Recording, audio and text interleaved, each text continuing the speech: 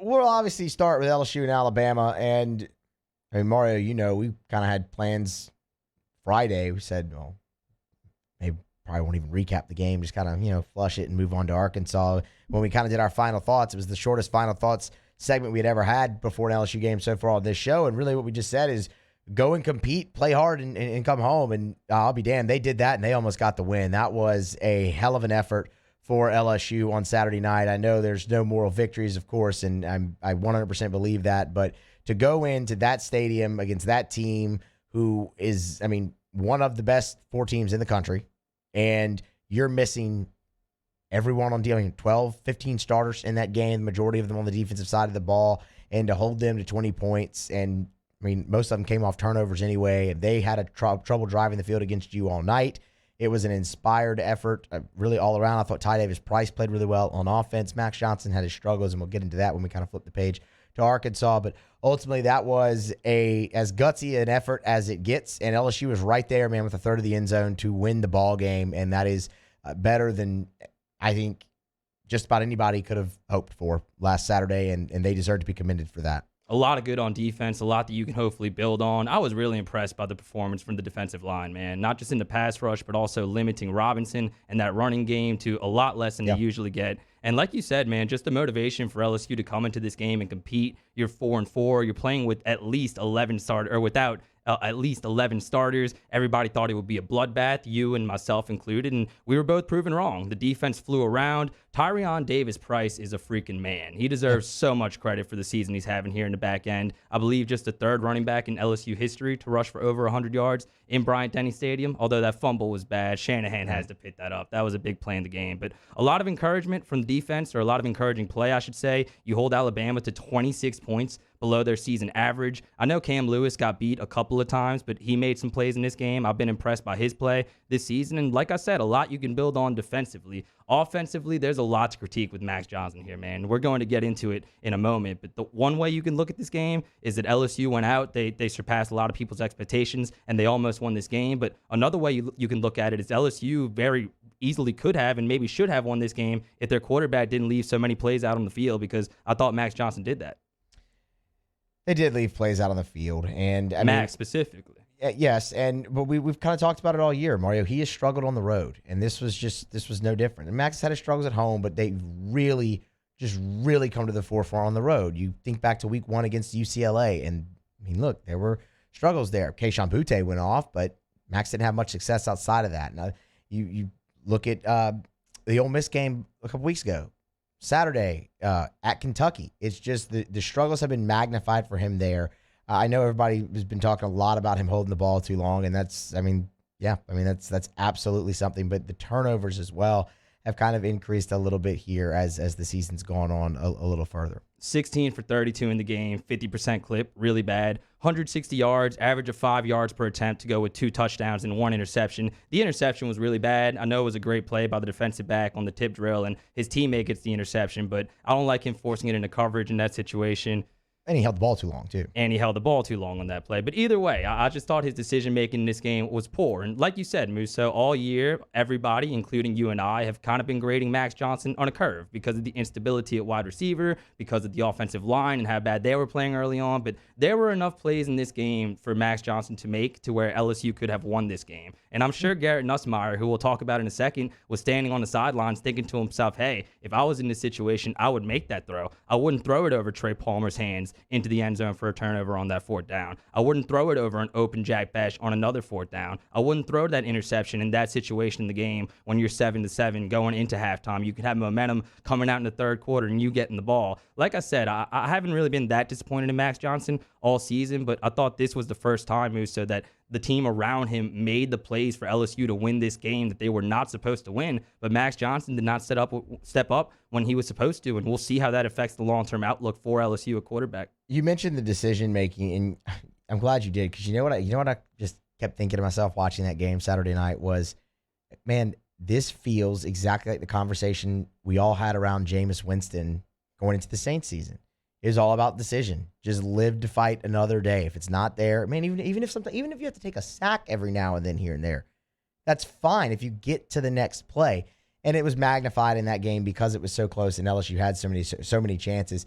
They pulled out all the stops, man. They went in there and they played to win for sure. The fake punt I thought was awesome. I mean, look, that's a play that they tried a couple years ago against Auburn, and they couldn't connect on it, and they did connect on it this time. I thought Jack Mashburn made a great catch in that situation, and Avery made a great throw. When they got the sack fumble by Neil Farrell, when they made that play, I was like, oh, wait a minute, they might go here and win this game, but they gained 1 yard on that next drive. So I mean, they were knocking on the door at the doorstep, but in the end, it was too much to overcome. But again, no moral victories. But man, if you're looking at that team and everything that had been said about them in the week leading up, and my hand's in the air on that, and I know your hand's in the air on that. It's hard for your hand to not be in the air on that if you said anything about this team leading up to the week last week.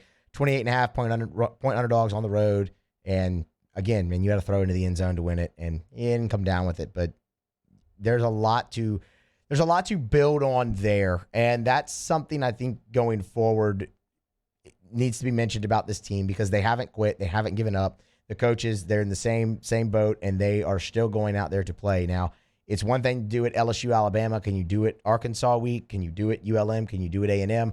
I think that they can. I think they will. I think you'll see a more just that same type of inspired effort from LSU going forward the last 3 weeks here of the season. Look, I understand the frustration here. I understand the frustration with there being a 28-point line going into this game, and LSU talking about moral victories 2 years or less than 2 years after you said you were going to kick their butt in recruiting and on the field and everything else. That has not even come close to fruition. And hopefully LSU fans can kind of get realistic here and take some solace in this win, because yes, you did not win the game. And like I said, you can make the argument that LSU should have won the game and didn't get good enough play out of its quarterback, but so much to build on here. Whether you're talking about the defense, Micah Baskerville continues to play really well. I'm really happy for Damone Clark and Neil Farrell, somebody that you mentioned. They will not be here next year, but I'm really glad that they're at least putting out some positive tape, because those guys have done a lot for LSU, and they've done a really good job the second half of the season getting better at things that they're supposed to be getting better at. Damone Clark has gotten so much better in coverage. He continues to fly around, and Neil Farrell looks like an NFL player. There's been a lot of debate, I feel like, to whether or not Neil Farrell can play on the next level, but he's a national champion, and he's showing now that he's a quality defensive lineman. So like I said, hopefully LSU can build on this with some of the guys that you know will come back, but even the ones that aren't coming back, you're still happy for their success. 6:30 p.m. Central Time, LSU will host Arkansas in Tiger Stadium. The Razorbacks currently sit as a 2.5-point favorite. Just surface level looking at that, and we'll get into quarterback here in a minute. Surface level looking at that game, a couple weeks ago, watching LSU try to stop the run, it wasn't very good. But watching them Saturday night, that was impressive. They're going to have to turn in an effort very similar to that against Arkansas, because that is their bread and butter. And if you can stop that running game, you will have a great chance to win, because the defense, it's still a little shaky for Arkansas, and they've had some injuries as well. One thing we do know for sure, Mario, is you're going to see a lot of different you're going to see difference at the quarterback play and at the quarterback position, because Max Johnson and Garrett Nussmeier, as Coach O said today, will split reps 50-50 in practice this week.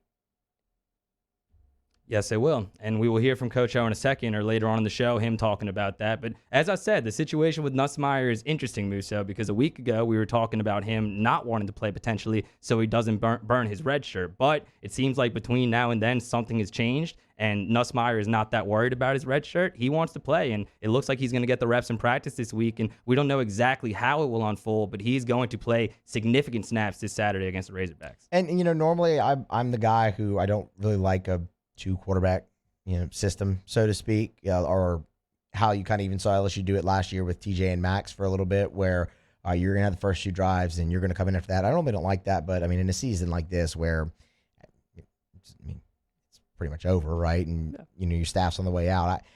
I'm all for the last 3 weeks getting these guys as many reps and as many meaningful snaps in a game as possible to build for the future. And it gets you excited for practice if you're on the team, because you're 4-5, you would think that the season would, or with the season not going the way that you wanted it to, you would think that the practices are not going to be as intense, but now you might have a legitimate quarterback battle going into this game here, because Coach O was speaking to the media earlier today, as we'll hear later in the show, said that they are going to split reps in practice this week, 50-50. So if Nussmeier, who I had heard practiced all year really well, if he continues to do that and he practices well enough, he can possibly get the start in this game, which would be really interesting. And you avoid that 2-quarterback dynamic that if you don't have one quarterback, you don't have a quarterback, right? He is, yeah, that's how it's the old saying, it's the old cliche. He has certainly improved from the spring where turnovers were a problem for Garrett Nussmeier.